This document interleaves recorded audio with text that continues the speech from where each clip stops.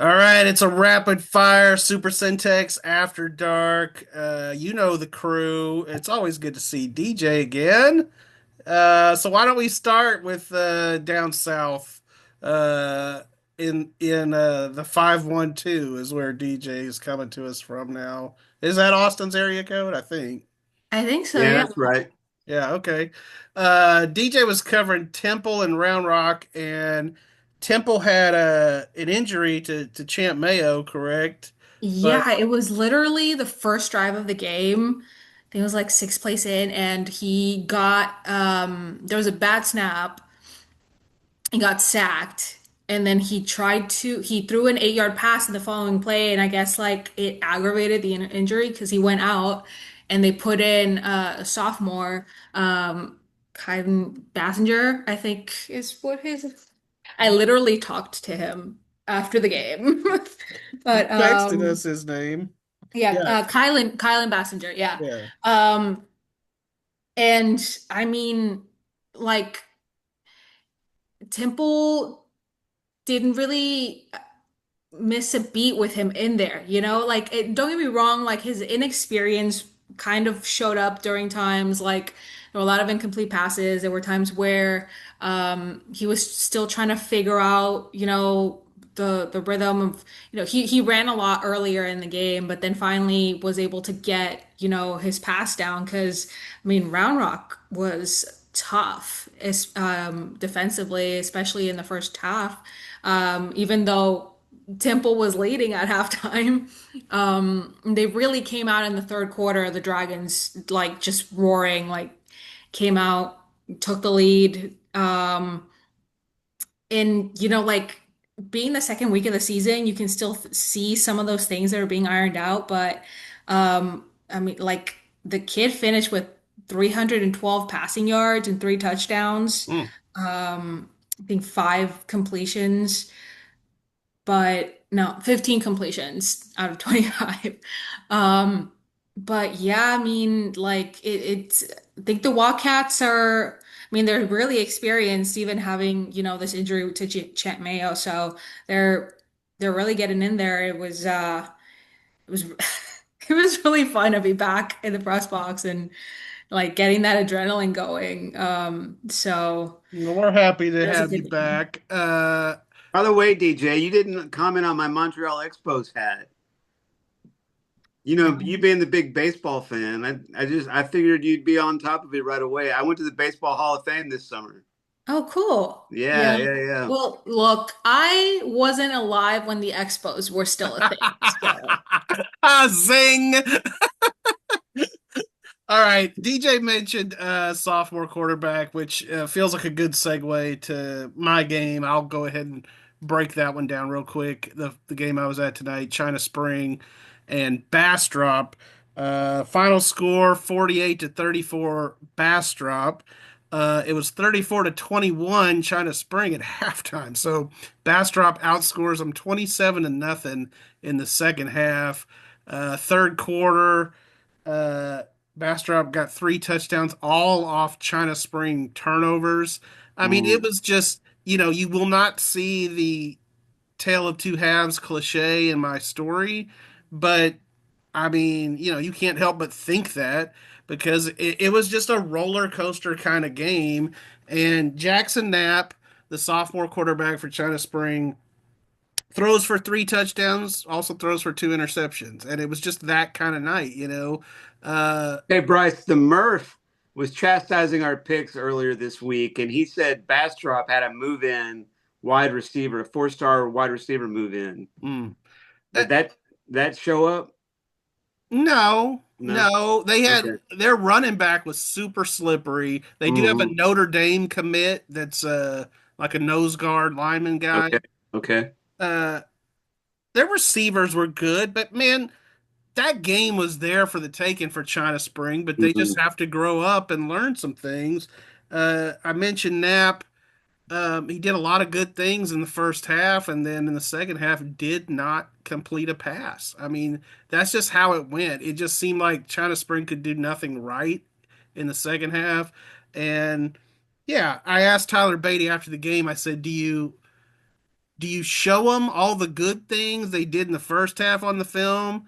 Do you show them like the mistakes of the second half, or do you show them a little bit of both? And he was like, "Yeah, you got to show them both. Like Yeah. we got to learn from what we did wrong and take some confidence in what we did right." So, uh, it'll be a really, really interesting game with China Spring and University next week. Chad, you saw the Robinson Rockets who continue to roll. I did see the Robinson Rockets, and you know what? I think I've already proved in this podcast tonight that I'm going to talk about whatever I want to talk about tonight. It's after So dark. It's after yeah, dark. so I'll get to Let's just keep it Robinson. moving though. Yeah. I'll get to Robinson in a second, but my pick of the year so far, Gatesville over Glenrose. I got that one Good tonight. job. Good job. And the other thing is, I mentioned the Murph a minute ago. That is former Crawford coach Robert Robert Murphy. Murphy. They haven't allowed a point yet this year. The Crawford Pirates haven't. Yeah. 20 to nothing tonight. Who needs the Murph? Yeah. Ouch. Ouch. I think he only reads print though, so I think we might was be gonna say safe. I can slam on the Murph on this podcast all I want because he ain't watching it. But Robinson and Caldwell were going back and forth, big play, big play, big play, a haymaker battle, and then Robinson, they kind of got Caldwell bottled in their own end and forced punts and blocked 2 punts in a row, and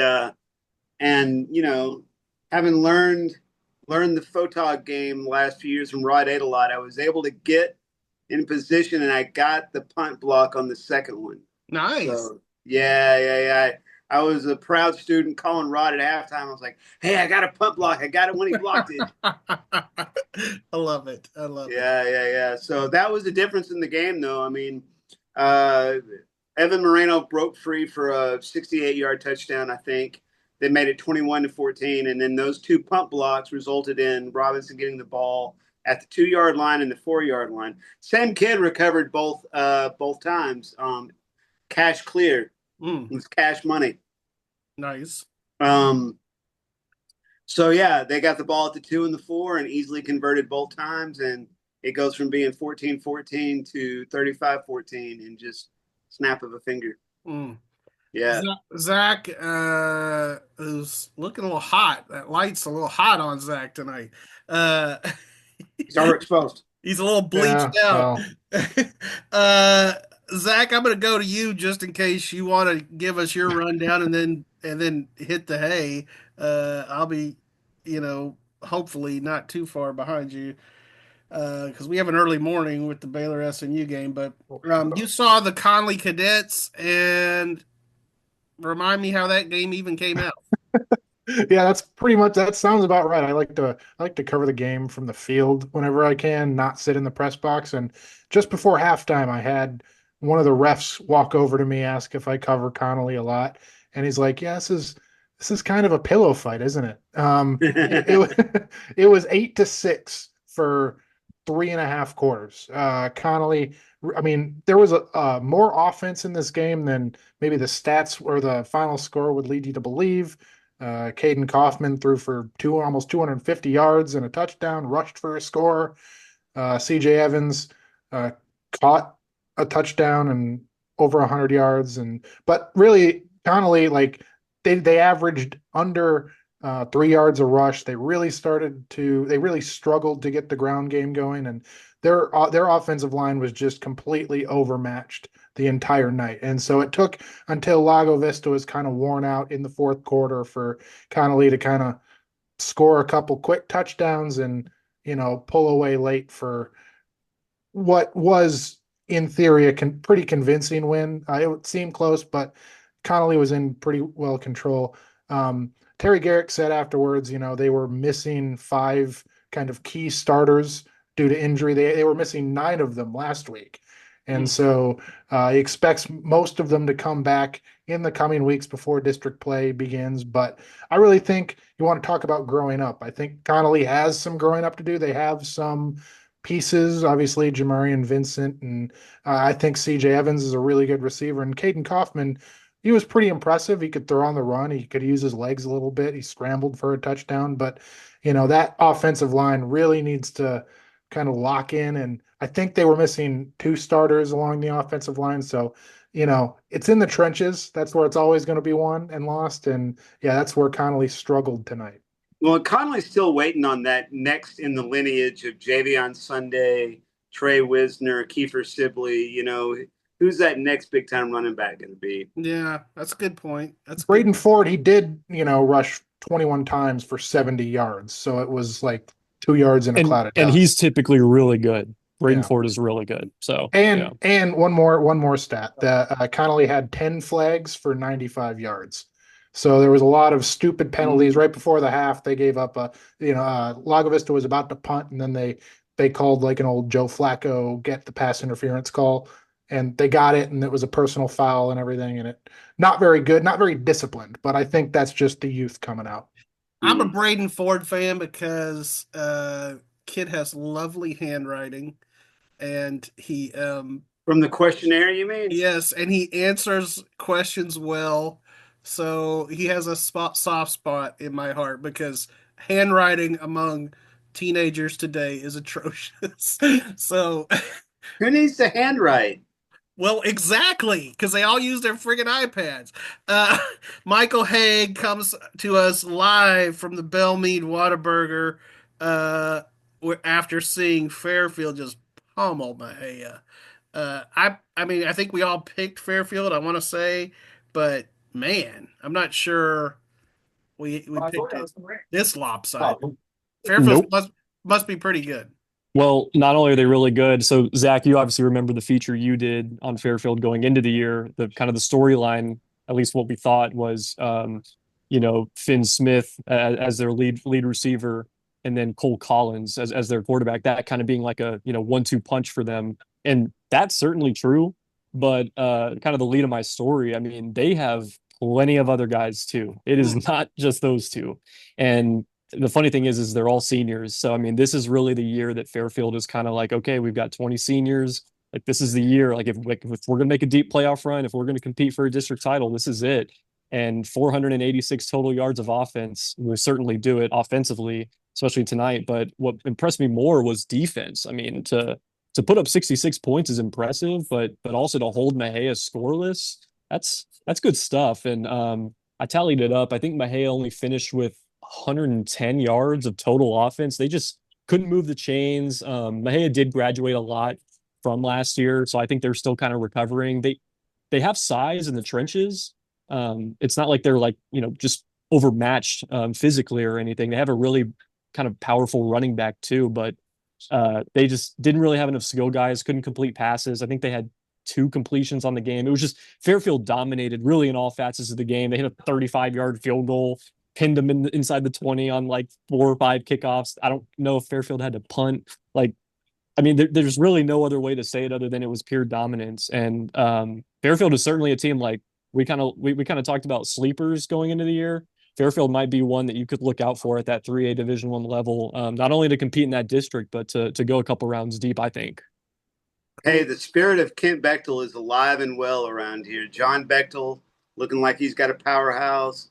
Kevin Brown, former Kent Bechtel player. Robinson, they're 2-0. Weston Cooper, former Kent Bechtel player. He won his opener last week, although they got bumped by Heiko tonight. So Chad, they're just good kids. They're just good kids, Chad. By the way, I mentioned Kiefer Sibley a minute ago. He was North Texas's leading rusher in their season opener last week. Scored a touchdown. So good for him. Yes, absolutely. I'm gonna do some rapid fire stuff to end us here. Levi would be with us. Wait. We need to mention this. I don't know what your rapid fire stuff was, but Lorena beating Malakoff tonight. Did you guys see that? Yep. I saw that. A game I got, baby. I picked that one. Oh man, that trumps my Gatesville Glenrose pick. Thank you. I like Lorena. I like Lorena, and I will say I might have changed that pick if I had talked to Kevin Johnson before I made my picks, but I talked to him after. Lorena did that with about 4 or 5 of their defensive starters out. and they're going to be out for like 4 weeks or so. Um, he told me they had at a few times last week in their opener against Regents, they had like 9 guys on defense that were out there for the first time. Oh Uh, man. so yeah, they're young, but they're coming along. All right. So I mentioned Levi would be with us. He was supposed to cover La Vegas Salina tonight. That game was rained out, but um, and I couldn't get anybody from La Vega to reply to a text, but they did. I see 30 minutes ago finally tweet out. I had heard. Well, Coach Hyde actually texted me about it too, so I Okay, should have told you that. Yeah. yeah. Do you want me to say what he told me, or do you want to just read what they Well, posted? it's on their Twitter, so Okay. correct me if I'm wrong, but it's rescheduled for tomorrow noon in Mansfield. Yep, that's what I got. Mansfield? Mansfield. Yep. Yeah, so that's a fun game, and I'm glad they're going to get to play it after all. Uh, Real quickly, Midway is explosive. I mean, they're very, very explosive. Saw them Thursday night. They continue to just zip, zip, zip down the field. We'll talk more about them next week. Chad, old Pastor Di out in Walnut Springs couldn't pray those kids up enough. Walnut Springs is canceling its season. They will not have enough kids to complete their season. Yeah, when I talked to Coach Dye, they said they were having 7 on a good day. It did not sound real good, but He said between the administration and him, and they tried to do everything they could to make it work, but it wasn't happening. They will have a junior high team. So, good news for the young kids out in Walnut Springs, and hopefully those kids can come up and, be the next wave of Hornets out in Walnut Springs. But any other games y'all want to talk about real quick before we get out of here? One thing I wanted to mention, a legend passed today. I saw this on Twitter earlier. G.A. Moore. G.A. Moore. G.A. Moore passed away, and man, I think he's probably right there beside Gordon Wood on the Mount Rushmore of Texas high school football coaches, right? Yeah, he's a legend for sure. Mm-hmm. Yeah. When you're talking the short list, he's on it. There's no question. Yep. Yeah. Grosbeck beat McGregor. Clifton. I was wrong. I 2-0. admit to being wrong. University rose up and pummeled Granbury. Yep. I felt pretty good about that pick. Troy had a bounce back performance against Hillsborough. That was a good one. Troy looks good. Yeah. So we'll talk more about some of this next week, but good to see our friend DJ again, and we'll be seeing more of her this season. As she said, glad to be back in the press box, right? Yeah, but I mean, I spend 8 hours a day in front of a computer filing papers in a dingy office, so this was nice. Get out with the people. Yeah, good deal. Kind of makes you want to just take a drive out to Axel, doesn't it, or something like that?